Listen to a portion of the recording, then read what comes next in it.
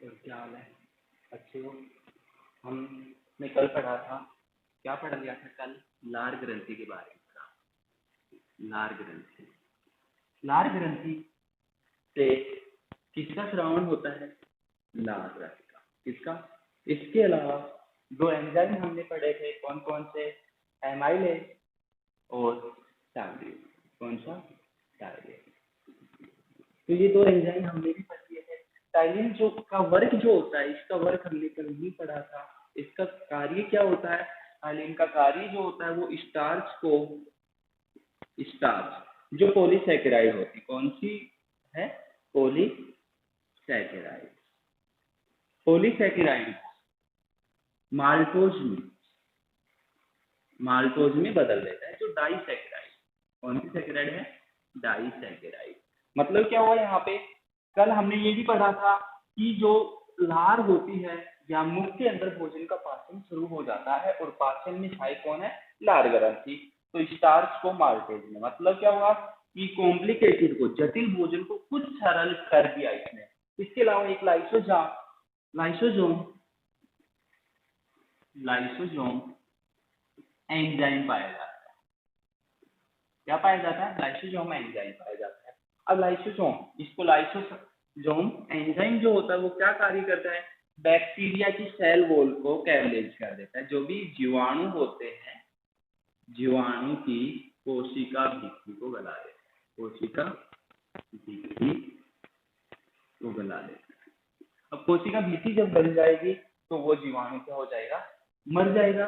हम यहाँ पे डायरेक्टली क्या कह रहे हैं कि बैक्टीरिया के यहाँ जीवाणुओं को मारने का कार्य करता है, जो हमारे मुख में चले जाते हैं। अब इसके बाद हम आगे बात करें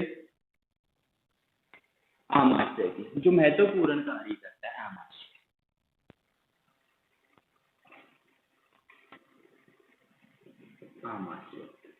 आमाशय की जो आकृति होती है वो कैसी होती है? अंग्रेजी के जे अक्षर नुमा होती है। कैसी होती है? अंग्रेजी के जे अक्षर नुमा होती है। कैसी होती है? अंग्रेजी के जे अक्षर नुमा। जैसे ऐसी हो जाएगी ये जे लाइक स्ट्रक्चर। तो इसकी जो आकृति होगी वो कैसी होगी? अंग्रेजी के जे आकार नुमा होती है। अब इसके 3 भागों में डिवाइड किया गया है। कितने भागों में डिवाइड किया गया है आमाशय को? 3 भागों में। इसमें जो महत्वपूर्ण कार्य होता है वो हम पढ़े। इसके अंदर एक रस पाया जाता है। कौन सा रस पाया जाता है? जठर रस। जठर रस उपस्थित होता है। कौन सा रस पाया जाएगा इसमें? जठर रस। जो इसके अंदर एक हाइड्रोक्लोरिक अम्ल नामक पदार्थ उपस्थित होता है। जठर रस में कौन सा पदार्थ पाया जाता है? हाइड्रोक्लोरिक अम्ल। इसके अलावा भी इसमें 3 एंजाइम और पाए जाते हैं। कितने एंजाइम पाए जाते हैं? इसके अलावा HCl के अलावा 3 एंजाइम और पाए जाते हैं। वो एंजाइम कौन कौन से हैं? एक तो पैप्सिन। कौन सा है? पैप्सिन। दूसरा रेनिन। दूसरा कौन सा है? रेनिन। और तीसरा कौन सा है? लाइजेज या एमाइलेज। ये 3 एंजाइम और पाए जाते हैं। अब यहाँ से आमाशय में कौन सा रस उपस्थित होता है? जठर रस उपस्थित होता है। जठर रस में कौन कौन से एंजाइम पाए जाते हैं? पैप्सिन, रेनिन और लाइजेज या एमाइलेज। कौन सा अम्ल पाया जाता है? HCl अम्ल पाया जाता है। कौन सा अम्ल पाया जाता है? HCl। अब यहाँ पे बात करें कि HCl की, इसकी बात करें स्टार्टिंग में HCl की। HCl कैसा होता है? हमें पता है इसका नाम क्या है? Hydrochloric acid. हाइड्रोक्लोरिक अम्ल इसका नाम है। तो इसकी जो प्रकृति होगी वो कैसी होगी? इसकी प्रकृति अम्लीय होती है। कैसी होती है? अम्ल। ये अम्ल होता है। अम्ल होगा, ये हमें पता चल गया। हाइड्रोक्लोरिक एसिड क्या होगा? अम्ल होगा। अब ये अम्ल है, स्ट्रॉन्ग एसिड होता है, प्रबल अम्ल होता है। यदि हमारा भोजन कैसा है? क्षारीय है। क्षारीय भोजन को अम्लीय करने का कार्य कौन करेगा? हो गया एक प्रश्न, छोटा सा प्रश्न बनता है कि आमाशय में हमारा भोजन का जो माध्यम होगा वह कैसा होगा? अम्लीय। दूसरा प्रश्न हो गया कि क्षारीय भोजन को अम्लीय बनाने में कौन कार्य करता है? हाइड्रोक्लोरिक अम्ल। दो प्रश्न हो गए। अब इसके अलावा क्या कार्य करेगा? हमने यहाँ पे पढ़ा कि HCl जो होता है वो अम्लीय प्रकृति होती है और क्षारीय भोजन को किसमें? अम्लीय भोजन में बदल देता है। यह क्षारीय माध्यम से अम्लीय माध्यम बनाने का कार्य करता है। अब जो एंजाइम होते हैं, कितने एंजाइम? 3 एंजाइम। ये 3 एंजाइम ये क्या करेगा? HCl का जो अगला कार्य है वो क्या है? HCl निष्क्रिय एंजाइम को सक्रिय करता है। क्या करता है? सक्रिय करता है। अब यहाँ पे हमारे पास जो भी एंजाइम है इसमें आमाशय में, वो कैसे? निष्क्रिय अवस्था में है। कौन सी अवस्था में है? निष्क्रिय अवस्था में है। अब इन निष्क्रिय अवस्था से जो सक्रिय अवस्था बनाने का कार्य करेगा, निष्क्रिय अवस्था से जो सक्रिय अवस्था बनाने का कार्य करेगा वह कौन करेगा? HCl। जो भी ये निष्क्रिय एंजाइम है इनको सक्रिय करने का कार्य कौन कर देगा? हाइड्रोक्लोरिक अम्ल। अब यहाँ पे 2 पॉइंट हो गए हमारे पास HCl के। एक तो अम्लीय माध्यम से क्षारीय माध्यम प्रदान करता है, निष्क्रिय एंजाइम से जो होते हैं उनको सक्रिय करने का कार्य करता है। तीसरा जो इसका कार्य है, भोजन में उपस्थित सूक्ष्म जीवों को मारने का कार्य। सूक्ष्म जीवों को गलाने का या मारने का कार्य। मारना, मर्त लिख दें, मर्त कर देता है, उनको मार देता है। HCl hydrochloric acid, strong acid बता चुके हैं कैसा होता है? ये प्रबल अम्ल होता है, प्रबल अम्ल होता है जिसके कारण है सूक्ष्म जीव, हमारे भोजन के साथ जो भी सूक्ष्म जीव जा रहे हैं उनको भी मारने का कार्य करता है। तो ये समझ ले। या एक पॉइंट और है, न्यूक्लियो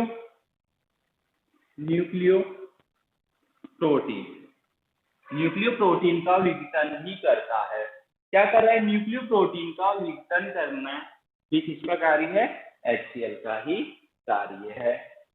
तो ये HCl के कार्य हो गए। क्या क्या कार्य हैं? एक तो क्षारीय माध्यम से अम्लीय माध्यम प्रदान करता है, दूसरा निष्क्रिय एंजाइम को सक्रिय, तीसरा जीवाणु को नष्ट करने में, मारने में, चौथा न्यूक्लियो प्रोटीन का विघटन करने में। तो ये HCl के क्या थे? कार्य थे। अब पैक्सिन की बात करें, ये 3 एंजाइम HCl की उपस्थिति में सक्रिय हो चुके थे। HCl की उपस्थिति में क्या हो गए थे? सक्रिय हो गए थे। जो पैक्सिन का कार्य होगा यहाँ क्या होगा? प्रोटीन को कन्वर्ट करेगा। किसमें करेगा?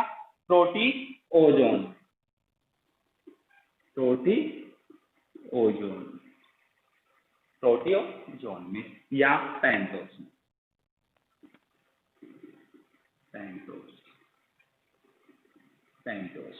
क्या है? पेंटोज।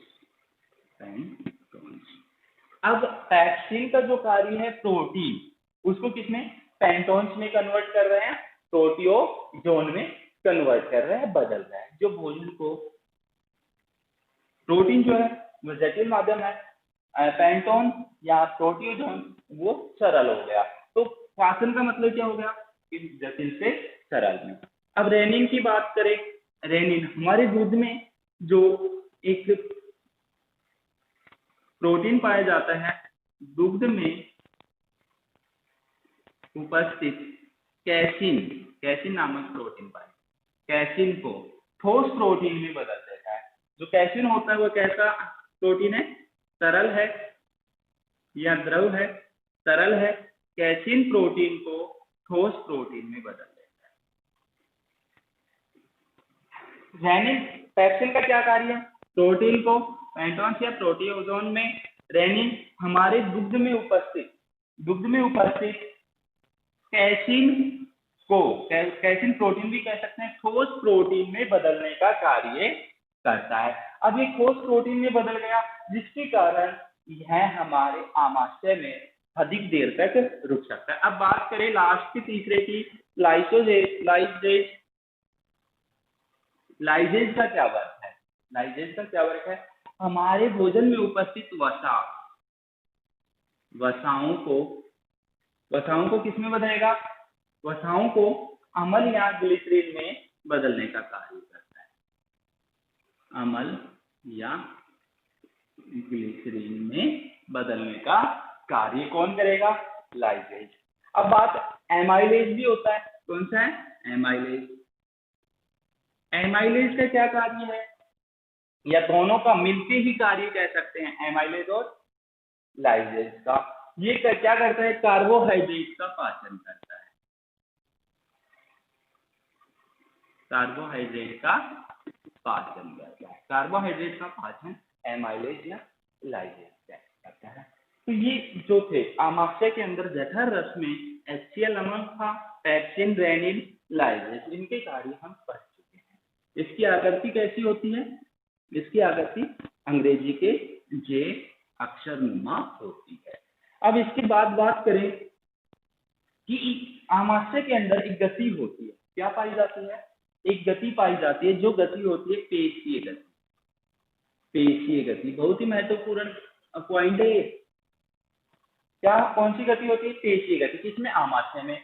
जिसके कारण, पेशीय गति के कारण भोजन की लुगदी बन जाती है। क्या बन जाती है? भोजन की लुगदी बन जाती है। अब यहाँ पे क्या बन गई? भोजन की लुगदी बन गई। अब इस भोजन की लुगदी को क्या कहा जाएगा? काइम कहा जाता है। भोजन की लुगदी को क्या कहा जाता है? काइम कहा जाता है। याद रखना, काइम किसे कहते हैं? आमाशय में पेशीय गति के कारण भोजन की जो लुगदी बन जाती है उसे काइम कहा जाता है। और आमाशय में भोजन कितनी देर तक रुकता है? 4 घंटे तक आमाशय में भोजन रुकता है। तो ये आमाशय था। आमाशय में क्या क्या प्रोसेस होती हैं वो हमने अच्छे से पढ़ ली।